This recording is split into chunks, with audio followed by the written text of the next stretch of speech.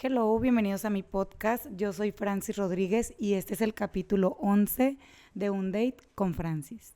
El día de hoy tenemos un temazo y un invitado muy especial.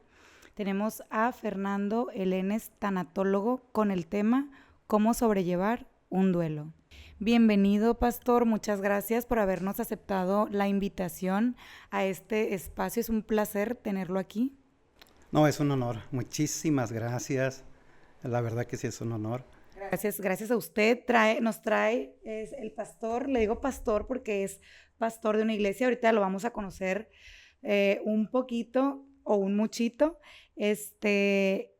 Vamos a comenzar con un tema súper importante. Nos va a hablar sobre duelos, sobre etapas e incluso sobre el tema de la muerte.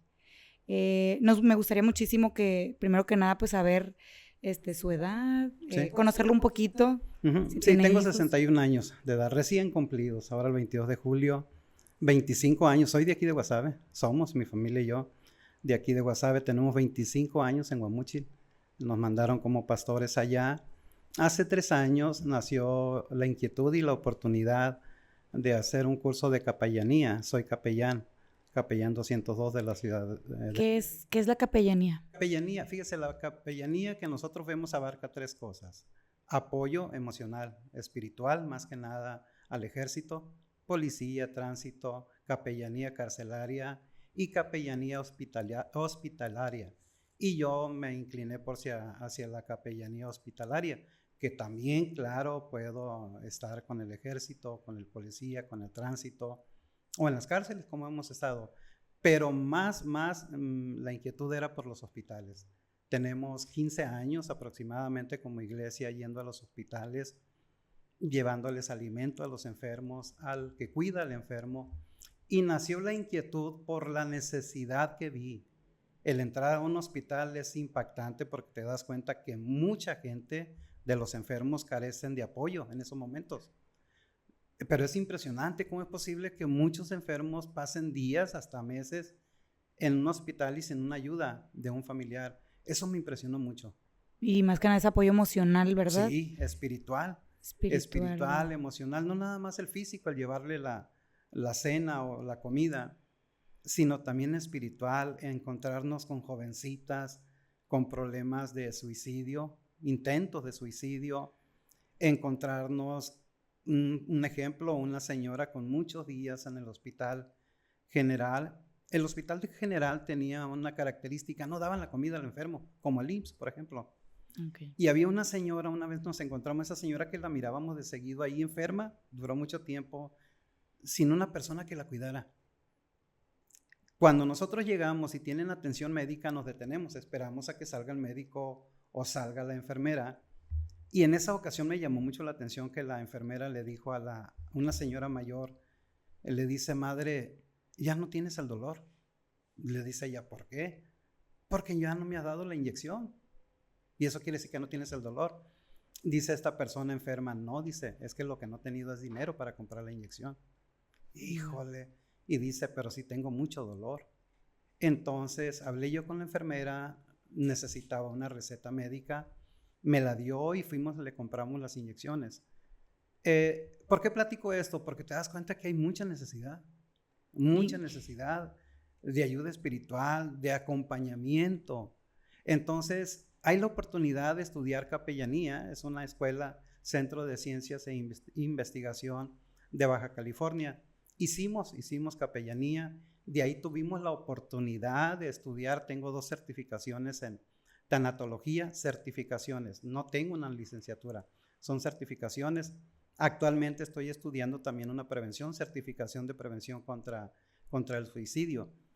Y es una bendición poder aplicar el conocimiento tanatólogo. La tanatología es darle sentido a la vida hacia la muerte, que nos lleva hacia la muerte. ¿Qué es lo que hace un tanatólogo? Un tanatólogo es proporcionar una ayuda, tanto espiritual, emocional, darle sentido a la vida de la persona que está en una fase terminal, pero también a la familia. La familia pasa por un duelo, después sí, o inclusive antes de que la persona parta.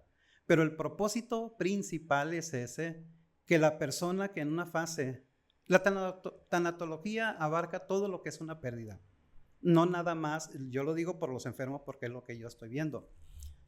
No nada más hacia el enfermo, sino toda aquella persona que está pasando por una pérdida. Puede ser un divorcio, puede ser una persona que se jubila, puede ser un niño que pierde una mascota, puede ser alguien que se cambia de un lugar a otro, a vivir de un lugar a otro.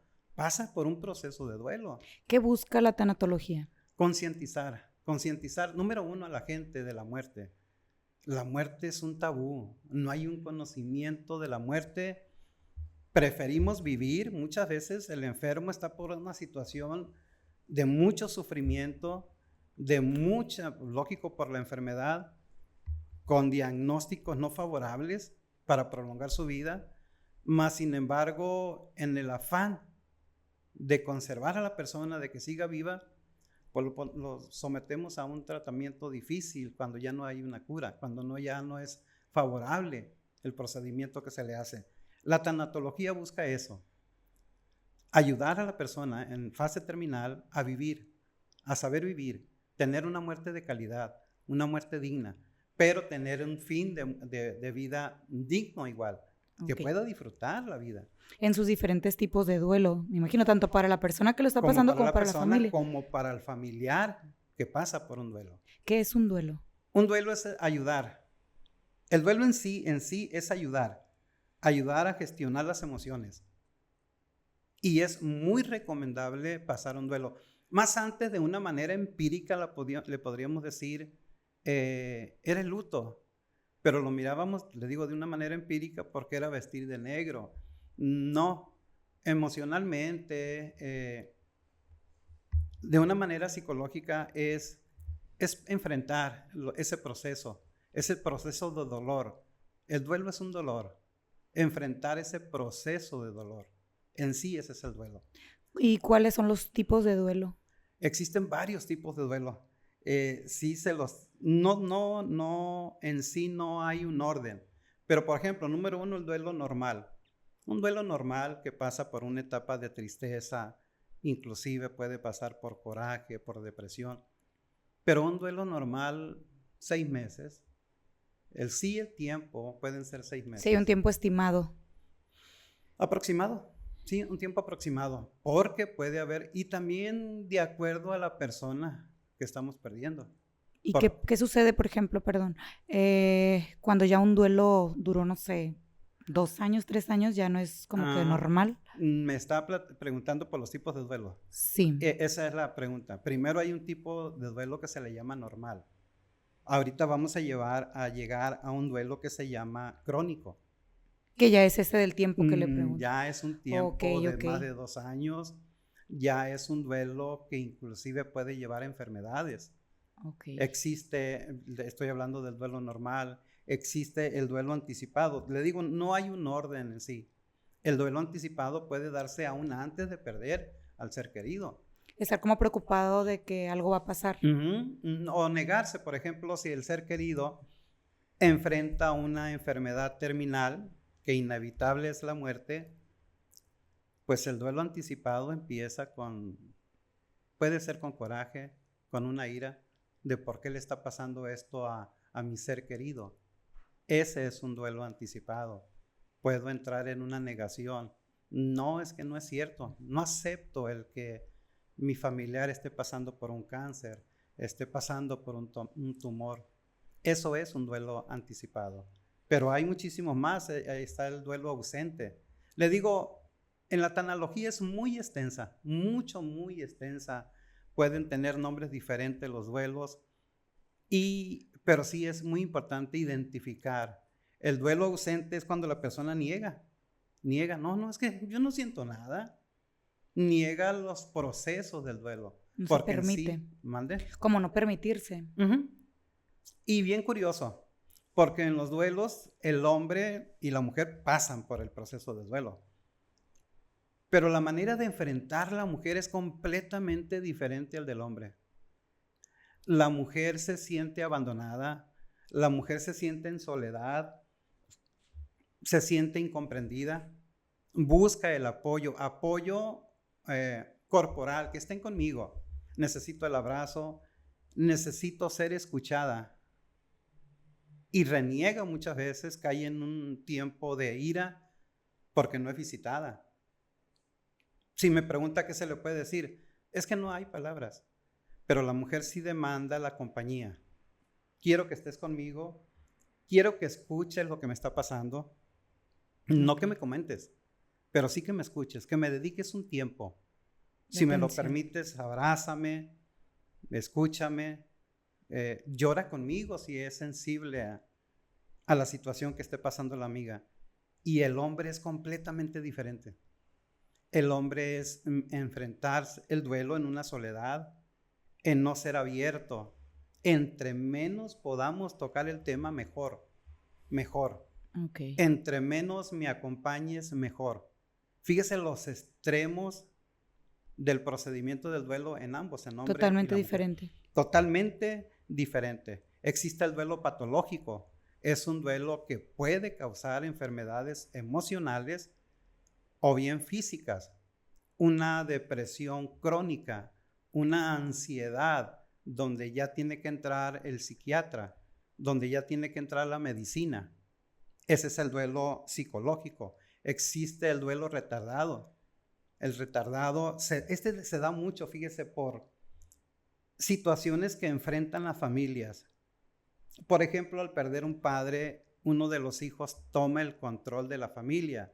Desde el momento de la enfermedad, en el proceso del velar el cuerpo, hay alguien que enfrenta todo ese proceso de velar a mi padre, de sepultar a mi padre, y es una persona que no digiere un duelo.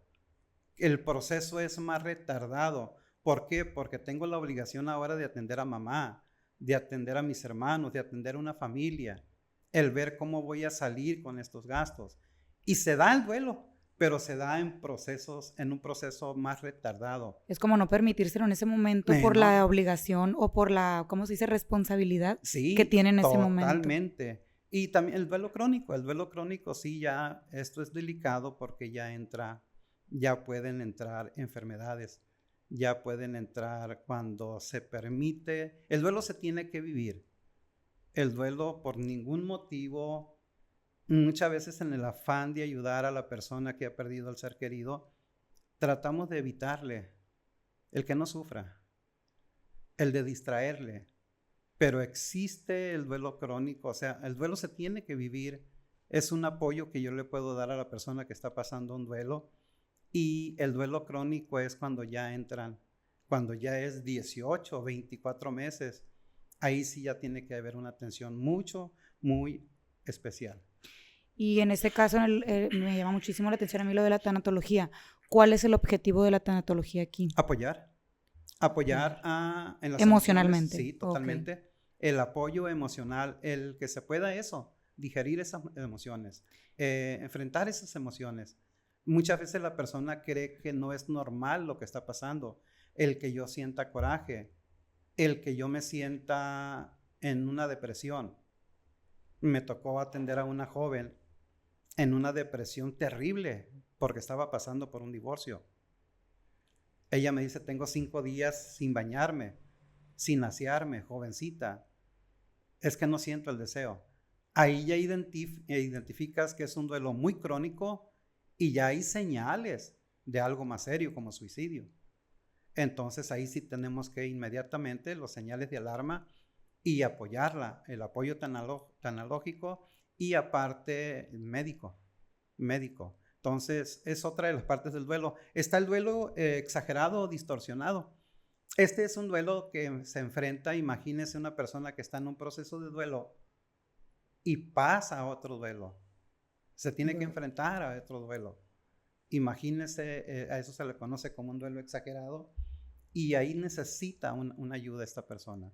Necesita más que nada a guardar esas emociones, a proteger esas emociones, en no tener descuidos, porque si nos descuidamos sí puede haber consecuencias serias en lo físico y desde luego con lo emocional. En lo emocional. Hay un libro que me gusta mucho que se llama El cuerpo grita lo que las emociones callan. Callan.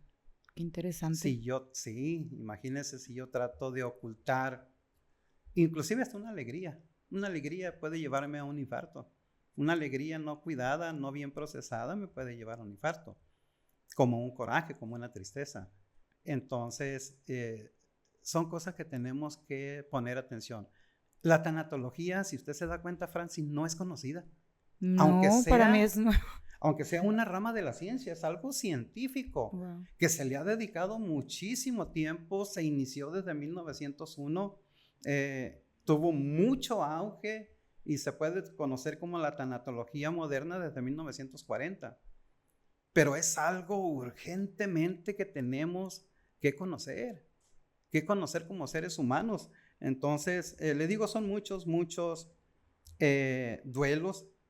El duelo inhibido, cuando trato de... Hay personas que dicen, es que no sé por qué no siento nada. Es que yo veo que la gente llora, yo veo que la gente se enoja por la pérdida de un ser querido y la verdad yo no siento nada. Ese es un duelo inhibido. Es un duelo que no causa en sí los efectos de un duelo. Son muchos. El duelo desautorizado. El duelo desautorizado es muy importante también porque ahí entran las creencias religiosas. Es que ¿por qué ella no se guarda luto? Es que ¿por qué tienes que pasar esto? Mira, eres cristiana, no tienes por qué llorar, supéralo. Espérate, estamos hablando de la pérdida de un ser querido. Ahora, el enfoque que le estamos dando ahorita, Francis, es sobre la pérdida de un ser querido. Sí. Pero la tanatología es muy extensa. Se cree que la primer duelo que pasa al ser humano es al momento de nacer, porque es cuando hay una separación de mamá. Okay. Se desprende de mamá, imagínese 9 meses cómodo, con el cuidado de mamá y de repente soy desprendido de mamá. Inclusive en tiempos antiguos hasta una nalgadita le daban al bebé para sus reacciones, la limpieza que lleva. Ahí hay un duelo, hay un duelo. Hay unas películas muy interesantes, ya son 2, que es Intensamente. Intensamente trata totalmente sobre las emociones. La número 1 trata sobre el duelo. La número 2 ya trata sobre el desarrollo de la jovencita. Y son apoyos para el conocimiento de lo que es la tanatología. Y qué, por ejemplo, qué sí hacer y qué no hacer como tanatólogo, sí. En el caso de buscar la ayuda de un tanatólogo, y como familia, ¿qué no debemos de hacer? Hay muchas cosas, y qué padre esa pregunta, porque hay muchas cosas que no debemos de hacer. Número 1, que no debemos de hacer, no tratar de poner una normativa. Es que tienes que hacer esto. O ya no llores. Imagínese. Número 2. O ya saliste, dicen luego. Número 2, impedir que se manifieste una emoción es algo muy delicado. Es al contrario. Es totalmente al contrario. Déjala que llore. Déjala que pase por ese proceso de dolor. Estamos hablando de un duelo. Mucha gente quiere imponer una norma. Ya son varios días, ya supéralo. O es muy pronto. O es muy pronto, o no llores. No, nunca jamás se nos ocurra pedirle eso a una persona que ha perdido un ser querido. Es algo que no debemos de hacer. El juzgar, por ejemplo, y es muy común el juzgar. Muchas veces lo hacemos inconscientemente. Es que, mija, yo te lo dije. No te convenía esto. Yo te dije que tus hijos andaban mal. Eso es un juicio. Y eso no ayuda en nada cuando ya se ha perdido el ser querido.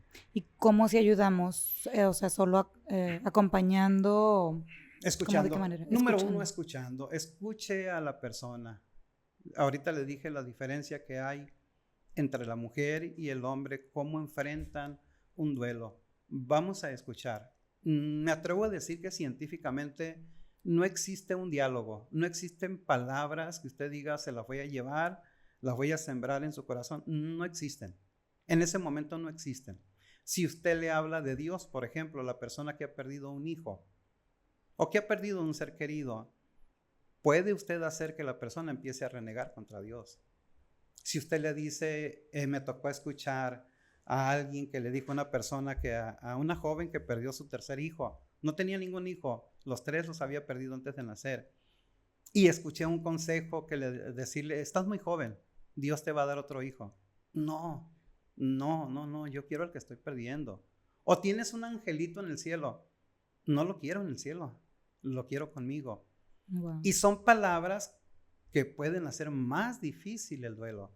Levantar un juicio, el impedir llorar, o un consejo como este, lo único que haríamos es complicar ese proceso de duelo. Entonces, sí son muchas cosas. No puedo prescribir un medicamento. Es que tómate algo para que te tranquilices. Eso solamente el médico. Yo como tanatólogo no lo puedo hacer. Se recomienda que la persona no lo haga. Es que mira, esta pastilla te va a hacer dormir, esta pastilla te va a hacer que no andes triste, te va a hacer que andes relajada. No, no es medicar. Mejor es aconsejar. Si uno ve una señal así de la necesidad médica, bueno, yo te recomiendo, ¿por qué no visitas a un médico?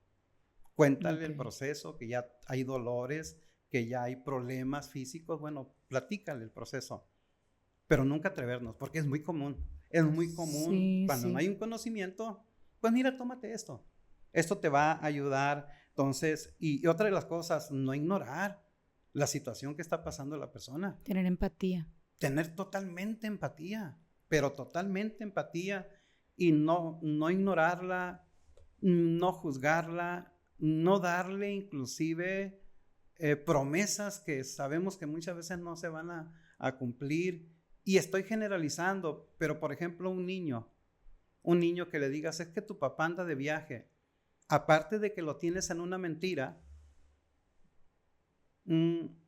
hay una frase muy conocida, que el conocimiento de la realidad o el conocimiento de la verdad te va a traer libertad. Imaginas ese niño que al paso de 2 años ve a mamá con otra persona. Hay algo raro, o sea, mi papá anda de viaje, tú ya andas con otra persona. O muchas veces, si no le explicamos al niño, el niño puede sentirse culpable. Papá murió por mi culpa, yo no me portaba bien. Entonces, siempre con la verdad. Siempre, totalmente. Inclusive con la persona que está en una fase terminal. Debemos de platicarle la verdad. Es impresionante. Mucha gente muere sin saber que tuvo un cáncer. Sin saber que estuvo en un proceso de una enfermedad terminal, porque la familia en el amor por esa persona, pues no le vamos a decir. Es que eso es un error, porque uno siente, uno conoce el cuerpo, uno sabe perfectamente bien. A mí me ha tocado escuchar enfermos que dicen, no me quieren decir, pero yo solo lo tengo. Y tiene razón. Entonces son cosas que no debemos de hacer. Hay cosas que sí debemos de hacer. Ahorita dijo usted número 1. El ser empático, el demostrar una sensibilidad, no ser falsos. Estoy contigo, amiga, porque quiero llorar contigo. Me duele lo que estás pasando, quiero llorar contigo, permíteme un abrazo y te quiero escuchar. El simple hecho de sentir lo que siento. De hecho, hay muchos libros, hay muchos cuadernillos de ayuda para enfrentar los duelos. No que platique con el ser que falleció, porque eso es antibíblico en primer lugar, pero sí el desahogar en el sentir que había por esa persona. Okay. Es que papá, fue demasiado lo que te quise, me encantaba esto, de ti aprendí esto. Y son cuadernillos para cada etapa o para cada tipo de persona que estoy perdiendo. Y por ejemplo, en el caso en lo personal, no voy a decir, cuando he dado el pésame o así, sí es conveniente tratar de preguntar cómo te sientes, qué pasó, o es una imprudencia. Sí puede preguntar cómo se siente, claro que sí, porque en base a la respuesta es como usted va a ayudar. Ok. Y estamos hablando de una sensibilidad, ser sensible, que haya una comunicación. Le digo, número 1, corporal.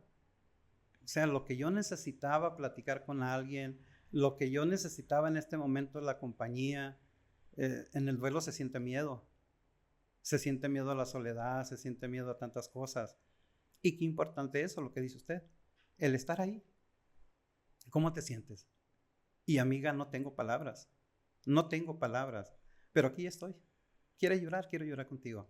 Ser sensible. Ser muy sensible, ser paciente, ser honesto.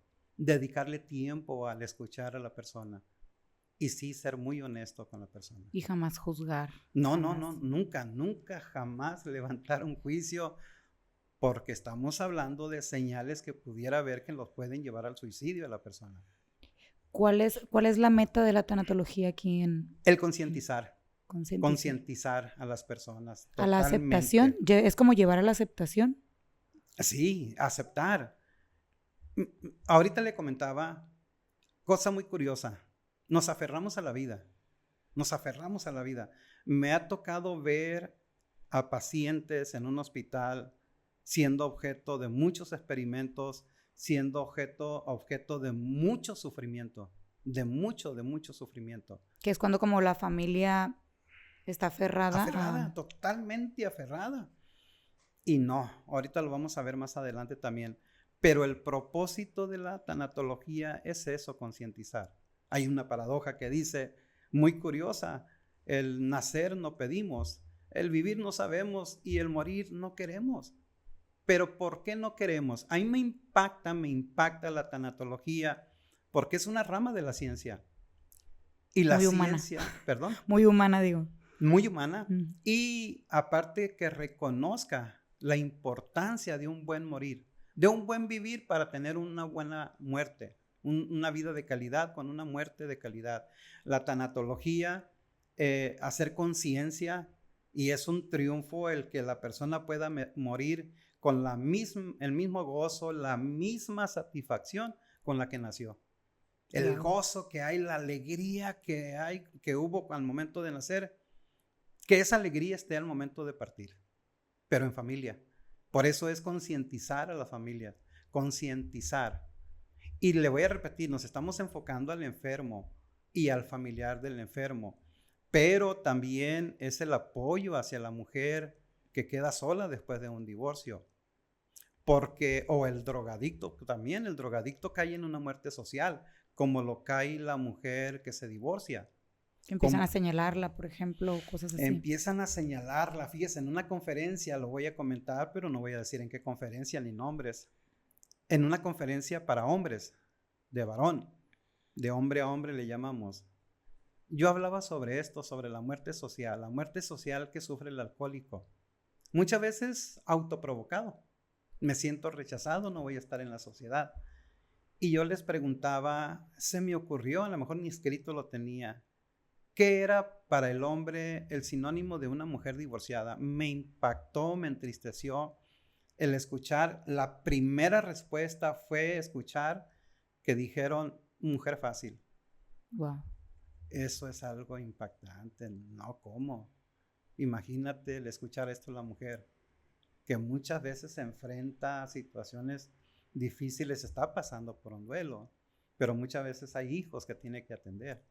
Y que aparte sea señalada. Por eso muchas veces cae en una muerte social, en una separación de la sociedad.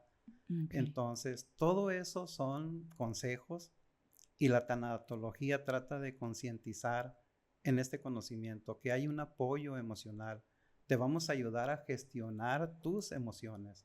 ¿Cuál es el reto de la tanatología? Concientizar a las personas del conocimiento del conocimiento de la muerte y de la importancia de saber vivir, tener una vida digna y para tener una muerte digna también. Perdón, ¿qué es la muerte para la tanatología? Para la tanatología es el principio de la vida. Hay un libro que se llama La muerte, un amanecer. Me impactó mucho. Hay muchos, le digo, buscar datos sobre la tanatología. Se va a encontrar con muchísimos libros, muchos consejos, todos muy buenos consejos. Y la muerte para la tanatología es la muerte, es el final de una vida, al enfrentar la muerte, pero la conciencia de la importancia de saber terminar bien la vida. Y lo importante de esto y que me impacta, saber que hay vida después de la muerte. Wow. Que lo diga la ciencia. La tanatología, sí. O sea, lo dice. De hecho, le puedo mencionar libros y lo podemos encontrar. Son muy fáciles de encontrar estas respuestas. Sí, porque estamos hablando de espíritu. estamos hablando de cuerpo, estamos hablando de alma.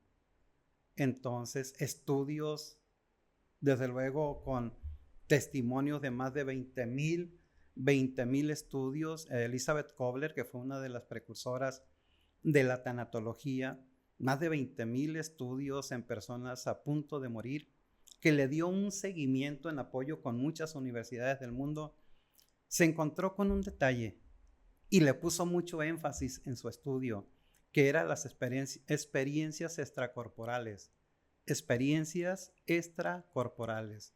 ¿Cómo? No que haya muerto la persona, pero sí estando en el preámbulo de la muerte, estando en ese proceso final para morir.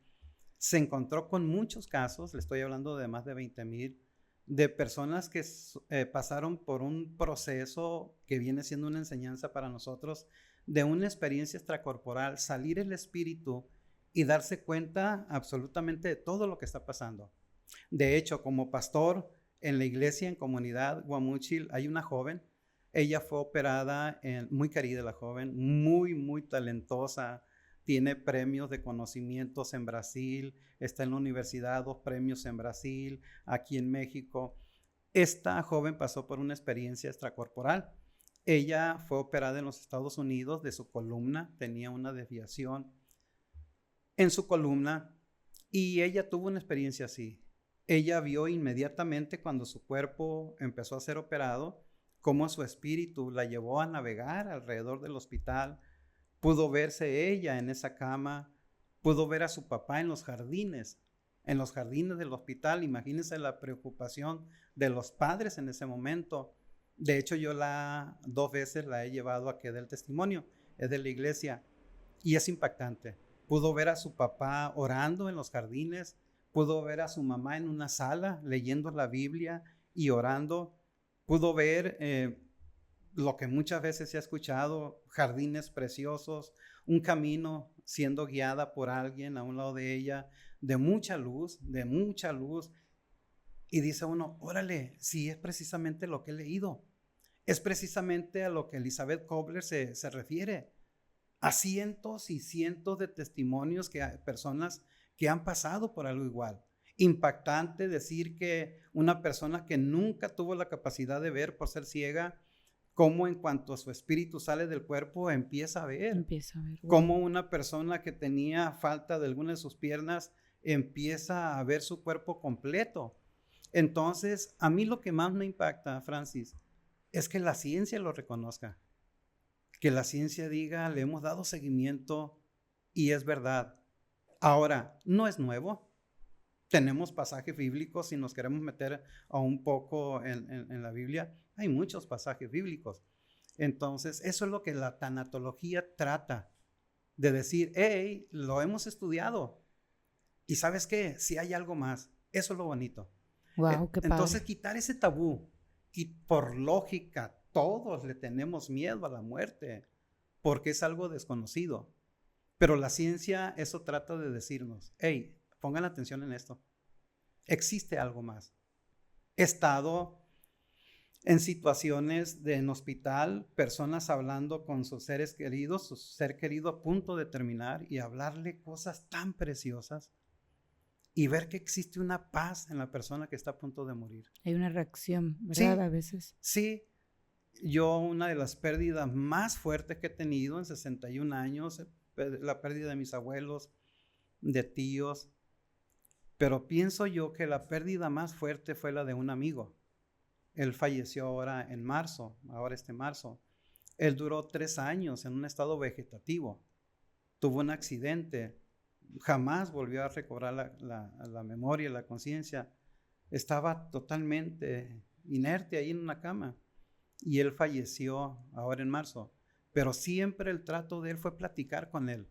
Siempre animarlo. Le gustaba mucho el béisbol. Platicábamos de béisbol. Era un joven, muy joven y era de mucha risa. Tenía mucha gracia. Pero siempre fue a hablarle a su espíritu. Hey, aquí estamos. ¿Cómo has estado? Y échale ganas, Hugo. Échale ganas, Hugo. Sabes que te queremos. Pero una convicción de que hay un ser dentro de él que me está poniendo atención. Eso es lo que quiere la ciencia. Wow. Eso es lo que quiere la ciencia, que sepa usted, que sepa la audiencia de que sí hay vida. A mí lo que me impactó mucho sobre este tema es que platicábamos de que cómo es que han pesado el cuerpo. McDouglas. Sí. Eso, fíjese, tiene sus pros y sus contras, sí lo hizo. Esta persona quería demostrar de que existe algo dentro de nosotros. La Biblia lo llama espíritu, la ciencia lo sabe. Y este doctor comprobó, pesó a una persona a unos minutos de fallecer, la pesó después de haber fallecido, inmediatamente que falleció. De hecho, él estaba en una báscula, tanto la cama como el cuerpo, y comprobó que había una disminución en el peso, y eran 21 gramos. Y él atribuyó a que era el espíritu que había salido. La Biblia lo dice claramente. Nuestro Señor Jesucristo dijo que el espíritu es el que nos da vida, tanto física como emocional, como a mi matrimonio, como a las relaciones con mis hijos. Y este doctor comprobó, la ciencia ha desmentido. Hay parte de la ciencia que lo afirma, hay una parte que lo ha desmentido. Pero él comprobó y dijo, miren, lo que él acaba de entregar es el espíritu. Si analizamos la palabra espíritu, viene de una palabra griega que es pneuma, con P, como si dijera yo psicología. Pneuma me habla de un viento suave.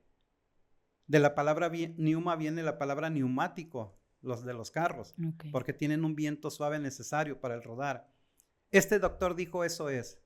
Esta persona acaba de expirar. La palabra expirar es entregar, es soltar. La persona cuando termina hace esto, entregó su último aliento, es el espíritu. Este doctor McDouglas dice, es a lo que me refiero. Y la ciencia dice, exactamente eso es. Wow. Entonces, ¿por qué no creer? Dice la tanatología, quiero que lo creas. Te lo estoy diciendo yo como ciencia, avalado por muchísimos estudios, porque para que la ciencia lo afirme, lo avale, es porque ya pasó por un escrutinio grandísimo y lo avala que sí existe espíritu en la persona. Ese espíritu, Francis, ese espíritu es el que tiene vida. El cuerpo es un envase en cuanto se termine el líquido, ese envase va a ser desechado. Lo mismo que sucede con nuestro cuerpo. Yo me tocó esta enseñanza a los niños, como me ha tocado en la iglesia, y de una manera muy ilustrada, lo hago con el ejemplo de la oruga. La oruga, ese gusanito famoso. El proceso que pasa. La oruga tiene un tiempo de vida de 50 días, un promedio de 34 a 50 días de vida. Es oruga conocida como la oruga de seda. Y llega un tiempo en que esa oruga empieza a formar un capullo, la celácida que se le conoce, un capullo de seda, donde ella pasa 3-4 días en ese capullo, en algo que se le conoce como metamorfosis.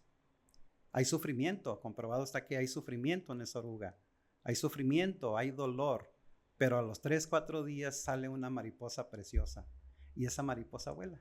Okay. Así se relaciona la vida, Francis. Nuestra vida aquí en la tierra, muchas veces de sufrimiento, muchas veces tenemos la capacidad para disfrutarla. Pasamos por una etapa de sufrimiento, la etapa final, pero finalmente es tomar una nueva vida y volar. Así se ilustra. Y en la Biblia viene como la ciencia dice esto y la tanatología, la Biblia ¿qué dice del espíritu? La Biblia ¿qué dice? Sí. Que del espíritu, de que hay espíritu en nosotros, que nuestro ser está comprendido por espíritu, alma y cuerpo. El cuerpo es el mundo natural, lo que veo, lo que escucho, lo que toco, lo que huelo, lo que gusto, la naturaleza que admiro, los ruidos que escucho, ese es el mundo natural. Y a mí me encanta cuando dice que la palabra de Dios es alimento al espíritu, ¿verdad? Es alimento, es medicina para todo mi cuerpo. Y fíjese qué padre que toca ese tema, Francis, porque no estamos hablando de religión, estamos hablando del libro, de un libro que puede, que debe y qué bendición que así lo haga, transformar nuestras vidas. No estamos hablando de religión, no estamos hablando de estatus social, no estamos hablando en sí de una doctrina. Ahorita tristemente hablar de religión es contender. ¿Por qué?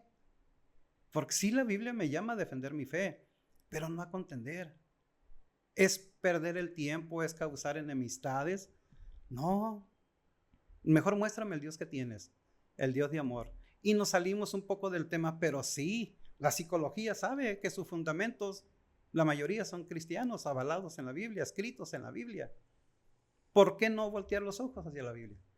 Pero sí, la tanatología sí tiene principios bíblicos. Claro que tiene. Tal vez muchas veces sin mencionar el versículo, pero sí hay principios que se estudian, que se han meditado y que están escritos en la palabra de Dios. Y fíjese una cosa, hay algo muy apegado a la tanatología y es la logoterapia. La sanación por medio del sentir para vivir. Es algo precioso también la logoterapia, porque la tanatología a eso me ayuda a vivir, a darle sentido a mi vida. Hay un hombre psiquiatra que ya falleció, neurocirujano, austriaco. Él pasó en 4 concentraciones nazis, campos de concentración nazis durante 3 años, enfrentándose a los trabajos más crueles, con temperaturas bajo cero extremas, sin un calzado, sin un abrigo. Ellos eran tomados por Hitler en aquel entonces, 1940, 42, y expuestos a trabajos tremendos. Lo toman a él, se lo llevan a estos campos de exterminio, Víctor Frank, que era acaba de fallecer hace poco, un psiquiatra. Toman a su papá, a su mamá, a su hermano, a su esposa, y se lo llevan, los dividen a diferentes campos de concentración. Él no sabía, pero perdió a sus padres, perdió a su hermano, perdió a su esposa embarazada. ¿Qué sentido para vivir? Él aprovechó estos tiempos para comprobar la fortaleza del cuerpo humano, cómo el cuerpo se puede adaptar a situaciones extremas. Él miraba día tras día la muerte de miles de personas, de la manera más cruel, alimentados por un pedazo de pan frío que ellos tenían que racionar para pasar el día, dormir muchas veces amontonados los cuerpos unos en otros, personas paradas. Y él pudo darse cuenta de algo muy importante, cómo el cuerpo se adapta a esa situación. Y él identificó una cosa muy importante que hoy en día nos sirve, y de ahí nació la logoterapia, que cuando la persona tiene sentido para vivir, va a encontrar cómo vivir. Él acuña y hace mención 2 o 3 veces de una frase de Friedrich Nietzsche que dice: el hombre que tiene un porqué va a encontrar un cómo. Si usted tiene un porqué para vivir, va a encontrar un cómo para enfrentar todas esas adversidades. Él comprobó cómo sirve la fe, qué tan importante es la fe en momentos difíciles, qué tan importante es la esperanza, la fortaleza que uno mismo toma para momentos difíciles. Él comprobó que en la semana de Navidad, Año Nuevo, la estadística en los campos de exterminio de muertes subía muchísimo más. Dijo él, ¿por qué? ¿Por qué precisamente en esta semana suben las estadísticas de muerte? Y él se dio cuenta que la gente, mucha gente ahí presa, tenía la esperanza de una invasión norteamericana. Para en Navidad vamos a ser libres. Lo pensaban en mayo y vivían esos meses restantes hacia diciembre para decir, es que tengo la seguridad que para diciembre nos dan libertad. Cuando llegaban esos días y se daban cuenta que no era así, ellos morían inmediatamente. Muchos morían el día de Navidad. Wow. Él habla de un hombre que un día soñó que un 30 de marzo la invasión norteamericana iba a traer libertad a todo aquel que estaba preso. Y vivió muchos meses soportando los estragos del trabajo, enfermedades, diciendo, yo sé que el 30 de marzo vamos a ser libres. Se llegó marzo, se llegó el 28 de marzo y no, las noticias decían que no había esperanzas de una libertad. El 28 de marzo, el 30 de marzo murió.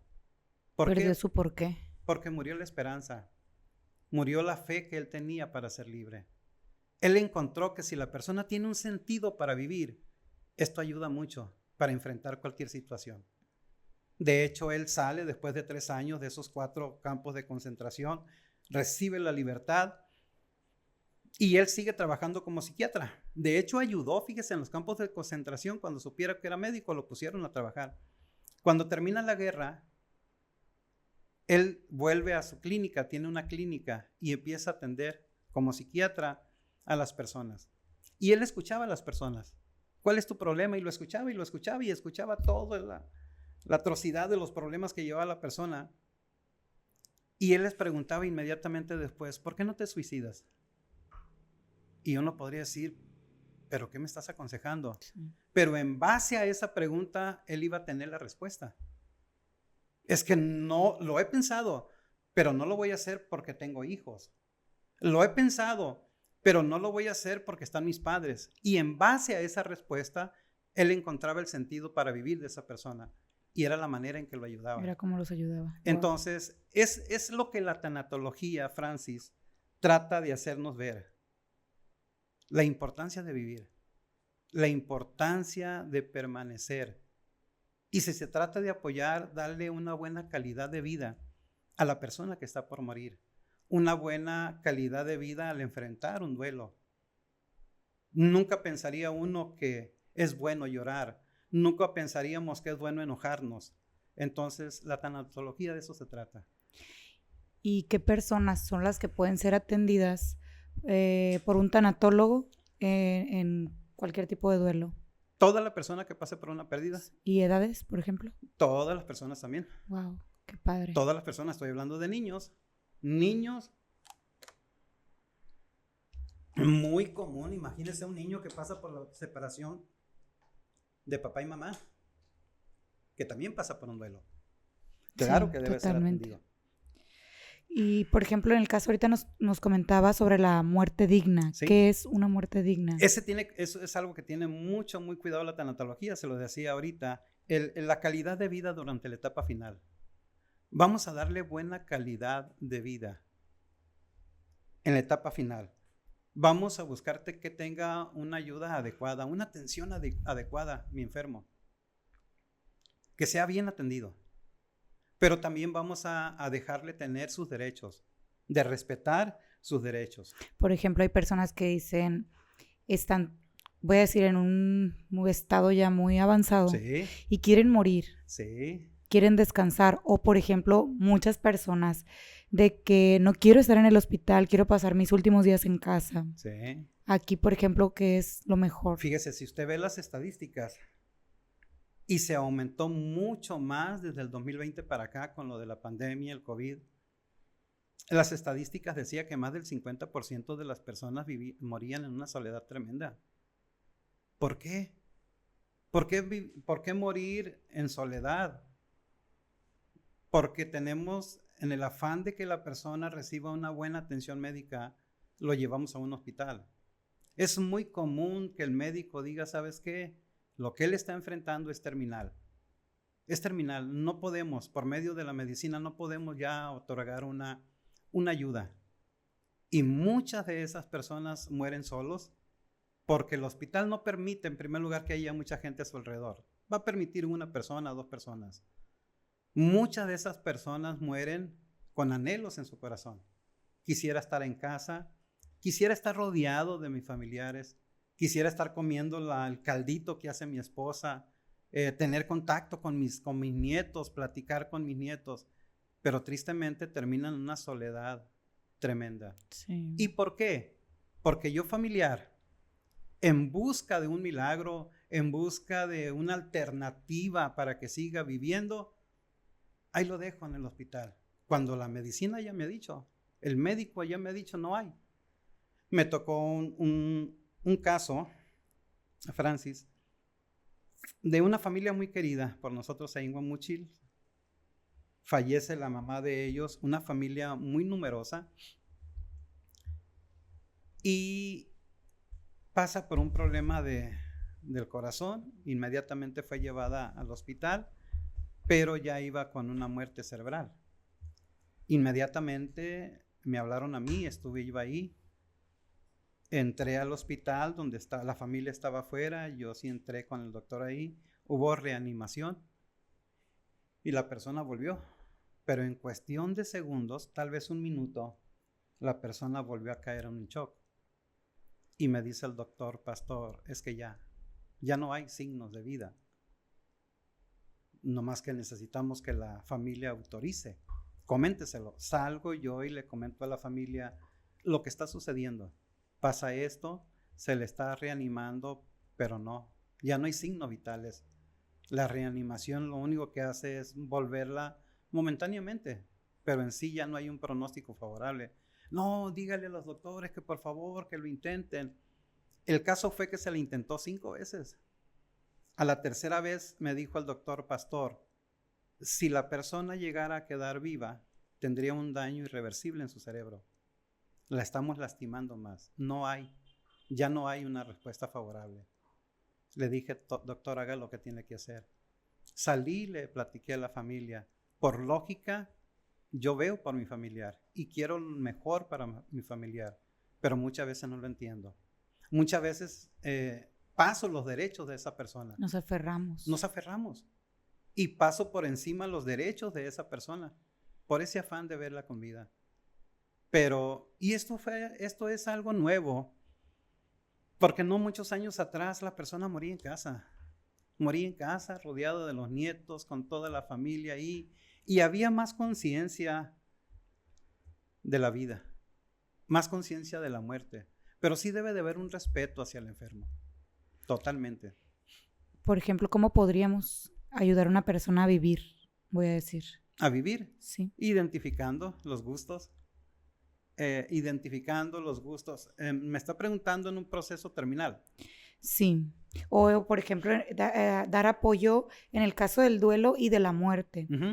Si vemos que está la persona con la enfermedad y estamos, no sé, visitándola o cerca de ellas en sus últimos días, o Sí. en el caso del duelo, pues en el duelo. Dice, conociendo sus gustos, o sea, tratando Sí. de como complacer. Sí, me ha tocado que le pongan la banda música en una música para que escuche su música, la comida que le gusta. Estamos hablando de los últimos días. Okay. Entonces, sí, por eso le decía ahorita la importancia de verse rodeada de la familia. Imagínense morir en un hospital donde no hay una mano a cual apretar, decirle aquí estoy contigo. El morir en un hospital en una soledad total, me imagino que con miedos, porque debe ser un momento de miedo. Sí. Entonces, aunque curiosamente, fíjese, Elizabeth Kobler, en el libro ese de La muerte, un amanecer, ella explica que las personas no mueren tristes. ¿Por qué? Porque ellos presienten su muerte y sienten que hay alguien que las espera. Entonces, eso es lo bonito. Y eso también lo debe de saber la gente. Gente, el que sepan que hay una oportunidad de vida después de la muerte y que es la mejor. Bíblicamente es la mejor. Es el mejor tiempo. Ok, nos comentaba sobre los tipos de duelo cuando iniciamos. Las etapas del duelo, ¿cuáles son estas? Sí, las etapas de duelo en base también a Elizabeth Kubler, son 5. Elizabeth Kubler concebía la muerte, como un pasaje hacia otra forma de vida. Ella descubrió en sus estudios que había 5 etapas en el proceso del duelo. Desde luego que no en un orden, porque pueden ser alternados, pero se encontró en el primer proceso una negación. No puede ser cierto lo que me estás diciendo. No acepto el diagnóstico de la enfermedad de mi familiar. No acepto lo que me está pasando, el que me tenga que separar, que me tenga que divorciar. Es un proceso de negación. Inmediatamente después, o puede ser alternado, es una ira, un coraje. ¿Por qué me está pasando esto a mí? Es que no puede ser. Era un hombre que tenía una buena alimentación, era un hombre íntegro, se cuidaba. ¿Por qué le está pasando esto a mi padre, a mi familiar? Entra un proceso de enojo, de ira, inclusive hasta con Dios, por esa misma impotencia, por esa misma noticia que me estás dando. Me enojo, me frustro, la impotencia de no poder hacer nada. Entra un proceso después de esta ira, de este coraje, también de un pacto o una negociación. Hay gente que dice, no, yo no creo que haya muerto. Yo sé que cualquier rato va a entrar por la puerta. Yo sé que cualquier momento voy a recibir una llamada. Esas son las partes del duelo. Ahorita que hablábamos de los tipos de duelo, no mencionamos uno, muy ambiguo. Imagínese el perder a un ser querido en un accidente donde no sé de su cuerpo. Tristemente, ahorita se está dando mucho el caso de personas desaparecidas. Sí. Me ha tocado tratar a mamás que nunca han vuelto a ver a sus hijos. Ese es un duelo también. Sí. Pero en el proceso está la negación, está la ira o coraje, está también la negociación o pacto. Yo sé que me va a hablar por teléfono. Está viviendo ese duelo con esa esperanza. También hay otra parte de depresiva. Entro en una depresión, un estado total depresivo, tristeza, enojo, ausencia total, una soledad, me aíslo, y es una etapa también del duelo. Y finalmente la aceptación. Ya después que asimilé todo lo que he pasado, el coraje, la negación, entonces viene una aceptación. Que es como soltar a la persona. Es como decir, estoy terminando el proceso de duelo. Aceptar que no está, aceptar que está sucediendo o que sucedió. Sí. Y aceptar finalmente la aceptación, donde ya se han resuelto varios de los procesos que pasé antes, donde ya pasé ese enojo, donde ya enfrento una realidad, donde ya soy consciente que él no va a regresar, soy consciente que me he divorciado, soy consciente que he perdido. Entonces ya entra la aceptación y finalmente el duelo. Y esto en base a los estudios de Elizabeth Kubler. Ella se dio cuenta de estos factores de este proceso de dolor después de la pérdida. Y en el caso de los niños que tienen pues el desapego, las pérdidas, ¿en qué momento, voy a decir, es el indicado para hablar sobre la muerte? Esa es una buena pregunta, buenísima pregunta, porque yo sé que nos están escuchando muchos padres. Al niño nunca hay que negarle lo que es la muerte. Y hay que enseñarle de acuerdo a su edad. 4, 5 años se le debe de enseñar, decirle la verdad, de una forma sencilla, tal vez hasta ilustrada, lo que es la muerte. ¿Por qué? Porque estamos acostumbrados a apartar a los niños. No te acerques donde está el cuerpo de una persona fallecida, en la funeraria, no lo voy a llevar para que no se den cuenta. No es recomendable. Hay que enseñarle a los niños. Ellos saben que está pasando algo. Hay que explicarles. Decir lo que está pasando, o sea, decir la realidad. La realidad, pero para no que de haya una manera libertad. cruda, voy a decir, ¿verdad? De acuerdo a su edad, totalmente. ¿Por qué? Ahorita se lo dije, porque muchas veces el niño puede pensar que el familiar murió por causa de él. Es que no soy obediente, es que me he portado mal. Al no haber un razonamiento en el niño, va a pensar muchas cosas. Se puede sentir hasta culpable, o que su mal comportamiento es el causante de la enfermedad o de la muerte de esa persona. El recomendable es hablar con ellos, como recomendable es llevarlos a la funeraria, llevarlos al sepelio y explicarles, ya no va a regresar. Una realidad. A mí me impactó mucho esto, sucede pues con alguien cercano a una amiga, fallece su esposo. Sí. Y no hay una explicación para los niños. O sea, pasaron, no sé si el año o más de un año. No sé todavía si ya planteó la situación con los niños. Híjole. Pero es aquí, por ejemplo, está como en negación o no querer lastimar a los niños, pero en realidad es un daño. Por falta de sabiduría, por no tener conocimiento. Y ojo, a la larga se puede lastimar mucho el corazón del niño. ¿Qué va a suceder cuando ya haya un razonamiento? Me mentiste. O sea, resulta que papá no está de viaje. O sea, resulta que fue que se divorciaron, que no se entendieron. Que no va a regresar. Ahí sí, cuidado con eso. No, la verdad trae libertad. Totalmente trae libertad. Sí debemos de pedir sabiduría, ser entendidos de lo que voy a explicar a mis niños, pero sí debo de explicarles. Sí, porque ellos también van a pasar por un proceso de duelo. Sí, lo tienen que vivir. Sí, ¿verdad? Sí, tienen que vivir esa etapa de duelo. Y es un momento propicio para enseñarles. Ok, ¿qué significa la muerte de un padre, por ejemplo? Híjole, Cada muerte tiene un significado. Cada muerte, la palabra duelo es dolor. Imagínese el dolor por la pérdida de un padre. Es preguntarme quién es papá, quién era papá. Para la jovencita, para la niña, ¿quién era papá? El príncipe azul, el primer amor de la niña. Para el niño, el ejemplo a seguir. Mi papá es policía, yo quiero ser policía. Es el héroe para el niño. Entonces, ¿a quién estoy sepultando? ¿A quién estoy velando? ¿A quién estoy perdiendo? Es el que me enseñó disciplina. Un apego tan fuerte como la figura de papá. Es el que puso límites, me enseñó a poner límites en mi vida. Es el que puso reglas. Es el que edificó mi vida. Y para después el pilar, ¿verdad? Voy a decir. Es el pilar, imagínense esta construcción sin pilar. El pilar de papá, el pilar de mamá.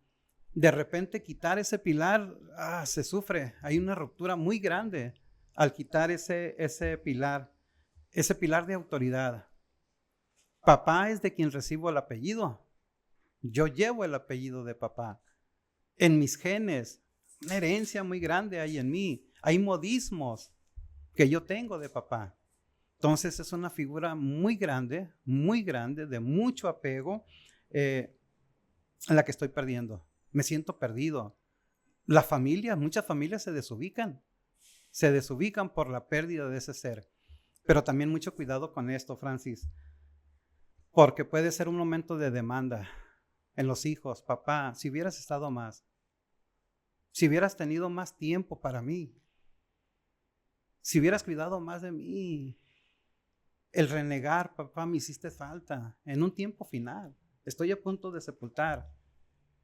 Y decirle, papá, ¿cómo me hiciste falta? ¿Por qué no me dedicaste tiempo? ¿Dónde estabas, papá, cuando yo crecí? ¿Aquí qué pasa? Entran en una etapa de mucha tristeza, rencor, de mucha demanda, de mucha furia o coraje también, de enojo. El duelo de ellos puede ser alargado inclusive. Puede ser un duelo que se dé muy largo si se queda con una culpa. Me ha tocado estar en velorios donde uno de los hijos está a 200 metros de distanciado de la demás familia porque me siento culpable. Tuve problemas de drogas, fui rebelde y él se siente culpable. Imagínense el tipo de duelo que va a tener ese joven, con mucha culpa. Y puede ser un duelo muy largo. ¿Por qué? Porque es una figura principal en mi vida. Y en el caso de la madre, híjole, es diferente, es totalmente diferente. Sí, es diferente, es muy diferente porque me está hablando de la persona que me formó, de alguien que me cuidó 9 meses en su vientre, alguien que me enseñó lo que es la vida. El primer apego fue con ella. Ella me enseñó las primeras palabras. De ella recibí los primeros cuidados. Y no lo está hablando un bebé, lo está hablando un joven, lo está hablando una persona adulta. Me ha tocado, Francis, personas en un tiempo a punto de terminar su vida de 90 años. ¿Y sabe a quién está llamando esa persona de 90 años en su lecho de muerte? A mamá. Pero mamá hace 30 años que falleció. Y él clama por ese cuidado de mamá. Terminar o ver partir la figura materna es algo muy delicado por el apego que hay con ella. Dígame qué cosa no sucede que no diga uno, ay mamá, o clame a mamá. Y existe un vacío existencial, existe un vacío espacial tremendo en la persona que pierde a mamá. Totalmente. Totalmente. Estoy perdiendo a la persona con la que tuve el primer contacto. La protección. La protección. Y es una de las sensaciones más difíciles para el ser humano. Es una de las sensaciones más difíciles que pueden conllevar a un duelo muy largo. Aceptar que he perdido a mamá puede llevarme a enfrentar un duelo muy largo. Y en el caso de los hijos, voy a decir. Híjole, esta pregunta sí es más difícil y entendible que es más difícil de explicar. La muerte de un hijo te arranca el corazón. Me tocó escuchar a una madre decir, siento que he perdido mis extremidades. Me he quedado sin pierna, me he quedado sin brazos. ¿Por qué? Porque culturalmente o socialmente no es el orden. No es el orden, no es lo que esperábamos. Espero sepultar a mis abuelos, espero sepultar a mis padres, a uno de mis hermanos, pero a un hijo. Es algo no concebible. Se pierde totalmente la hipótesis de vida.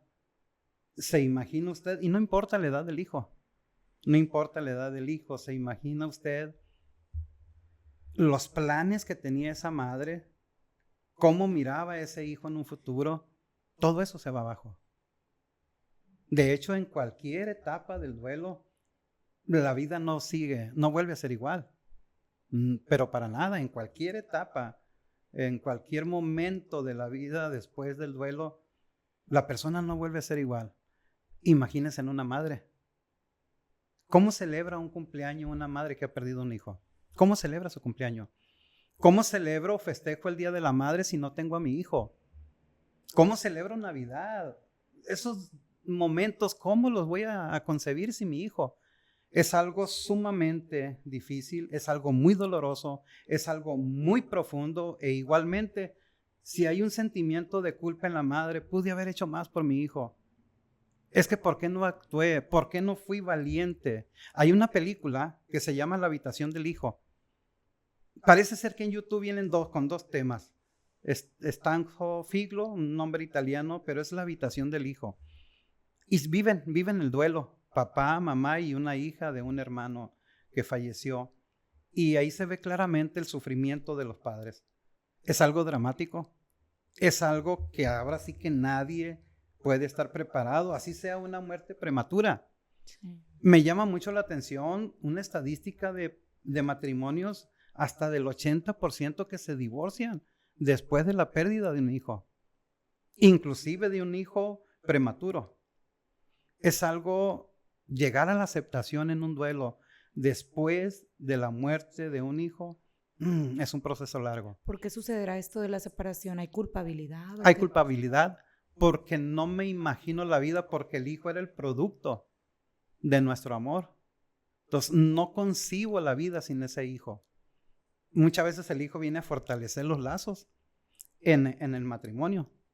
Y en esos momentos los sueños se rompen. Los sueños, los propósitos que habían, los proyectos que tenían, se rompen, se pierden con la pérdida de un hijo. Una persona me dijo hace 3, 4 días, ¿qué le digo a mi hermana, a mi amiga que ha perdido un hijo? Nada, no hay palabra, no existe palabra. ¿Qué palabra le puedes decir si ella está enfrentando lo más difícil? Hay un dicho, voy a decir, pues mundano, que dicen, perdiste a tu esposo, eres viuda.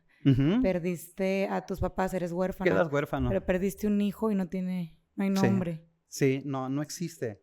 No existe el nombre, no existe la palabra de consuelo, pero vamos a lo mismo, lo vimos en los duelos. Podemos acompañar, podemos decirle aquí estoy, te voy a escuchar, si te quieres desahogar, vengo a llorar contigo, si vas a llorar, pero es acompañar. Y es muy recomendable un tanatólogo para... Totalmente. La verdad, yo conozco, siento que de pérdidas y de divorcios también, pero de pérdidas de hijos, siento que me ha tocado últimamente mucho. Conozco muchas personas. ¿Sabe que en el duelo se experimenta más enojo? Se experimenta más culpa. En el proceso del duelo se experimentan más síntomas físicos. Síntomas físicos tan graves que pueden llegar a terminar en un cáncer. Un duelo mal procesado puede llegar a terminar en un tumor, en dolores serios como la fibromialgia. ¿Por qué? Por lógica, primeramente por lógica, porque estamos hablando de algo extremo, una depresión severa, diferente a la pérdida de un padre, a la pérdida de un abuelo. Estamos hablando de la pérdida de un hijo. Y los propósitos de vida se pierden. Claro, hablamos de 3 aspectos diferentes. La pérdida de un padre, que es sumamente dolorosa, la pérdida de una madre totalmente dolorosa. pero en sí la pérdida de un hijo, híjole, ahí sí inmediatamente el apoyo de un tanatólogo. Ok, hemos llegado a casi la parte final de este capítulo. Como pueden ver, pues es un tema súper interesante y súper extenso esto de la tanatología, los duelos. Si ustedes tienen alguna duda, algún tema que digan, no sé, queremos tocar este tema, déjenme mensaje por aquí o déjenme mensaje por mis redes sociales y puede volver a venir, ¿verdad? Entonces, vamos a hacerle unas preguntas y al final nos va a dar como un último consejo para todos los que estamos aquí, recibiendo todo esto, todo este mensaje, esta información. Entonces empezamos con las preguntas. Estas preguntas siempre dejo una cajita en mi Instagram, ya lo han visto en nuestros videos anteriores, y elegí algunas porque fueron bastantes. Muchas personas me comentaron de que querían hacer una cita o pensaron que era una conferencia y querían ir a escuchar todos estos temas. Entonces les comentaba yo que es un podcast, pero al final del video les vamos a dejar el contacto del pastor Elenes para si ustedes deciden una visita, una cita de apoyo, pues ya con usted que le llamen, ¿verdad? Pueden llamarle y tener un contacto directo referente a cualquier situación sobre esta o duelo por el que estén pasando. Entonces, empezamos con las preguntas. La primera es, ¿por qué es tan difícil llegar a la etapa de aceptación en un duelo? Porque mucha persona piensa que llegar a una aceptación es olvidar. No. Repetimos, el duelo es un proceso de sanidad. Es necesario, totalmente necesario. El aceptar es decir que ya pasé el coraje que tenía, ya pasé esa negación, ya fui curado de una depresión, mis emociones ya están estables. Acepto, pero no olvido. Muchas personas me dicen, no olvido. Es que nunca vamos a olvidar. Tal vez el último pensamiento en esta vida sea recordar a esa persona. No vamos a olvidar. Somos humanos. Mire, hay un dicho que no estoy seguro si fue también Elizabeth Kubler, que dice, vivieron entre nosotros, hoy viven dentro de nosotros. O sea, es algo que no vamos a olvidar. Al contrario, el cariño puede hasta acrecentar en nosotros. Ok. ¿Cómo se da cuenta la persona que ya pasó el duelo? En la aceptación. En la aceptación. En la aceptación. Es como una herida, Francis. Hay heridas que cicatrizan. Ahí están. ¿Se me olvidan? No se me olvidan. Ahí está la herida, pero cicatrizada. Ya no está el dolor. Y más cuando está el propósito de la tanatología, el comprender lo que es la muerte. Si se lo digo espiritualmente, ¿hay oportunidad de volver a ver a nuestros seres queridos? Sí. La muerte, Francis, es una manifestación grande del amor de Dios por nosotros. Es una manifestación tremenda de lo mucho que Dios nos ama. Es que el sufrimiento, cuando las cosas pasan así, que hay un sufrimiento, que haya una adversidad, Dios las torna para un bien. Y la muerte es una manifestación de lo mucho que Dios me ama. Y algo que vemos y escuchamos mucho, ¿no? Pues gracias a Dios no he pasado yo por ninguna de estas etapas, pero hay personas que es como que renegamos, sí, o más cuando hay una pérdida con Dios. Porque, o sea, culpamos o culpan a Dios. Atribuimos a Dios. Sí, no, pero no. No va por ahí. No, fíjese bien, eso también es. Aún un niño que fallece a los 5 años de edad, le puedo asegurar que el propósito de Dios se cumplió en ese niño. Si duró 5 años, se cumplió. Estoy seguro que el propósito que Dios tenía para él culminó, se llevó a cabo. Contimás con una persona de 90 años. Ok. Así es. Muy bien. Hay una pregunta aquí, pero no la aterricé muy bien. No la asimila. ¿Qué estrategias de afrontamiento usó en crisis anteriores?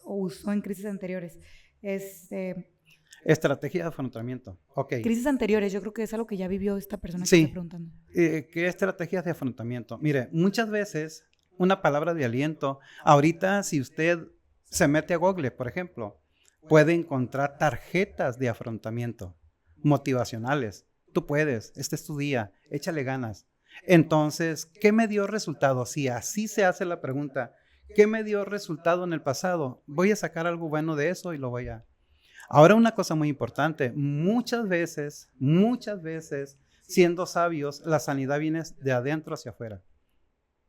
Trato de buscarlo en lo de afuera.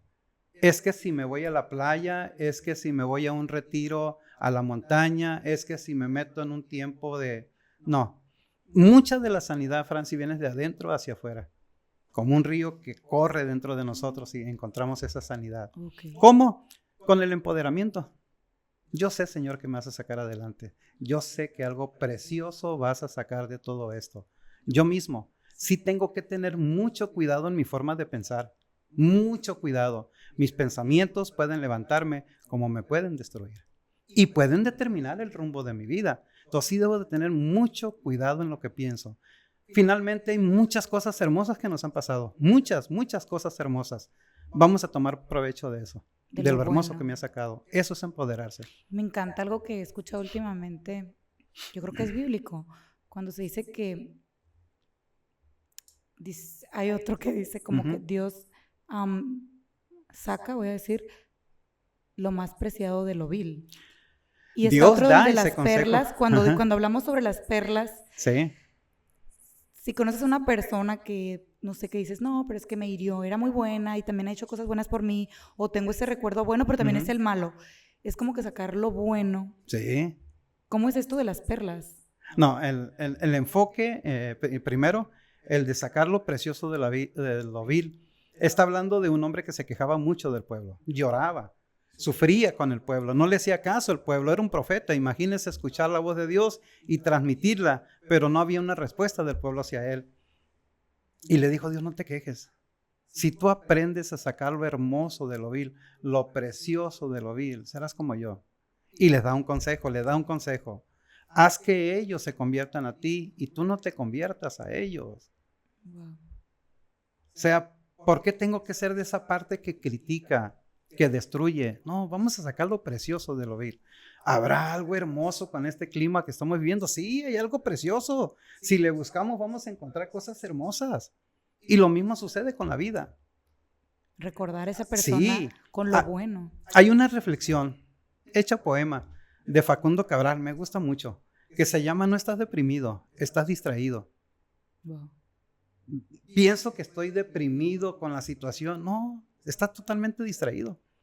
Estás disfrutando los atardeceres que tenemos. ¿Estás disfrutando ver crecer a tus hijos? No. ¿Estás disfrutando a tus padres ahorita que están vivos?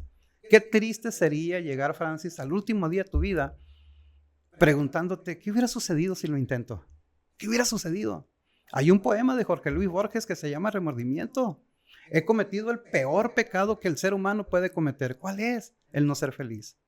Aunque me hayan preparado mis padres para eso, los defraudé, no cumplí su voluntad.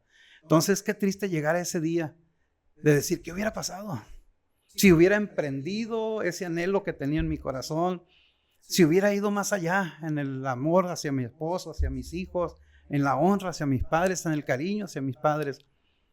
Pero tenemos la oportunidad, Francis. Empoderar es decir, yo sé que puedo. Yo sé lo que Dios ha puesto dentro de mí y sé que puedo, porque nos volvemos en gente muy demandantes, muy demandantes. Yo demando un cuidado especial de la gente. Quiero que el gobierno me proteja, quiero que el gobierno me dé. Espérate, vamos a demandar. Vamos a demandar que si voy a estar con una persona 5 minutos, que la persona diga, híjole, qué poco estuvo conmigo, porque se la pasa uno bien padre con él. Sí. Eso es ofertar, eso es dar y no demandar de la otra persona. Ok, qué padre. Y por última, ¿por qué las personas caen en ansiedad después de la pérdida de un ser querido? ¿Por qué caen en ansiedad? Esa es parte del duelo. Es parte del duelo. Después de la pérdida de un ser querido, se cae en una ansiedad profunda, total. ¿Por qué?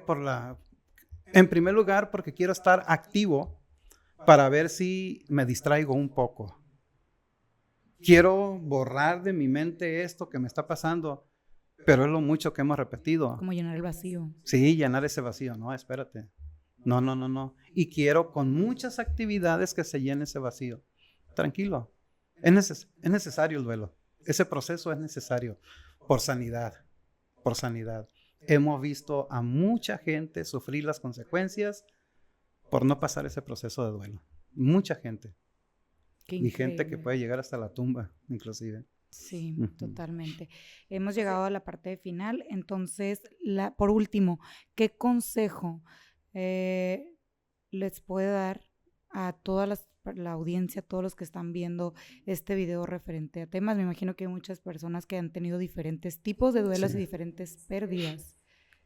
Mire, la tanatología ha querido desde un principio hacer conciencia en la gente y que sea una disciplina, que se enseñe. No se ha logrado por medio de la educación pública, pero ¿por qué no hacerlo en casa? Tenemos el acceso al conocimiento. ¿Por qué no instruirme yo como padre?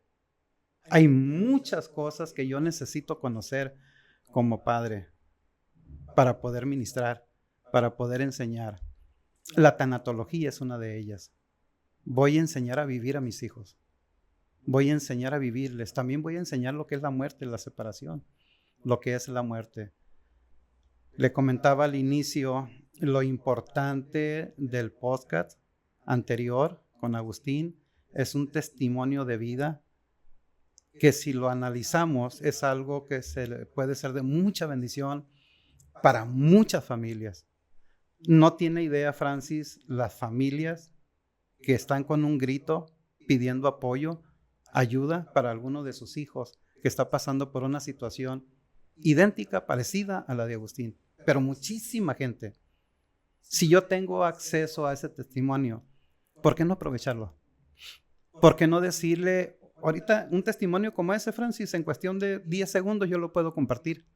Imagínese a lo que estoy de ser de bendición para una madre que tiene un pesar porque tiene un hijo en drogas. Estoy a 10 segundos de compartir. ¿Por qué no hacerlo? ¿Por qué no hacerlo? Nosotros como padres no podemos estar cerrados a la enseñanza, necesitamos la instrucción diaria. Por eso es el enfoque de la Biblia. Por eso es sumamente importante conocer qué es lo que me enseña Dios, no de una manera religiosa. Yo tengo 25 años de pastor y nunca me he encontrado con un pasaje religioso en la Biblia. Siempre me encuentro con un pasaje de vida, siempre. Siempre, si quiero una frase motivacional, ahí está. Si quiero una frase que me confronte como padre, como esposo, como hijo, ahí está. Entonces el consejo, yo le diría a la audiencia, Francis, que nos instruyamos, que aprendamos para poder ser de bendición. Mira, va a ser algo que nuestras generaciones nos lo van a agradecer. Sí. Vamos a ser agradecidos. El tener un descanso emocional como padre, híjole, es una garantía. Y es algo que se hereda, es algo hereditario. Cuando hay paz en una familia, cuando hay paz en las relaciones con los hijos, es algo que se hereda también. Y es de mucha bendición para nuestros hijos. Invito a las personas, a su audiencia, Francis, a instruirse, a conocer. Hay mucho conocimiento, muy importante hoy en día para las relaciones con nuestros hijos, las relaciones en el matrimonio. Tenemos la Biblia, no lo veamos como un libro religioso, es un libro de bendición, es un libro que tiene vida, es un libro que te motiva, es un libro que te confronta, es el pan de vida. Entonces yo les animo la importancia, hablamos de tanatología, la importancia de instruirse, capacitar a nuestros hijos, capacitarnos nosotros y ser de bendición para los demás. Ese es mi consejo. Amén. Muy bien, pues llegamos a la parte final. Es un deleite, es un gusto haber tenido esta charla y estos temas. Gracias. Que nos nutren totalmente. Gracias. Y nos despiertan, voy a decir. Muchísimas gracias por haberse dado el tiempo. Es una persona súper ocupada. Entonces agradecemos y esperamos verlo pronto de nuevo con otro tema por acá. Entonces nos despedimos. Gracias por haber llegado al final. No olviden suscribirse y si ven uno de nuestros podcasts que se les hace como que interesante o de aportación o conoces una persona que está pasando por como el capítulo anterior que habla de de adicción y de restauración, es importante compartir toda esta información que es de beneficio. Entonces llegamos a la parte final. Muchísimas gracias. No olviden suscribirse y nos vemos en un próximo capítulo de lo que es Un Date con Francis.